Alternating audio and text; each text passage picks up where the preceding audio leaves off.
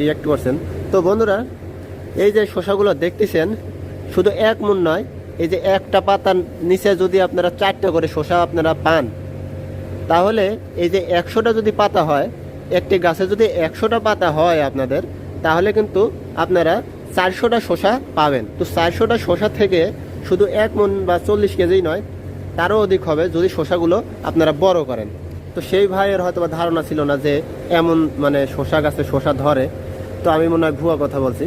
তো এই জন্য এই ভিডিওটা দেখাচ্ছি। দেখেন বন্ধুরা কেমন শসা ধরছে। শসাগুলো দেখলে অবশ্যই আপনার যে মনের যে ধারণা ছিল ভাই, সেই ধারণাটা আপনার অবশ্যই পাল্টে যাবে। তো বন্ধুরা, প্রতিটা পাতায় যদি আপনার 4টা করে শসা ধরে, তাহলে আপনি নিজেই বুঝতে পারতেছেন যে যদি শসা গাছের 100টা পাতা থাকে, তাহলে 400টা শসা হবে। এবং 400 শসা থেকে 40 কেজি হওয়া কিন্তু কোনো ব্যাপার নয়। আর যদি পরিচর্যা আপনারা সঠিকভাবে করতে পারেন, গাছগুলো যদি আপনারা অনেক লম্বা করতে পারেন বা অনেক দিন পর্যন্ত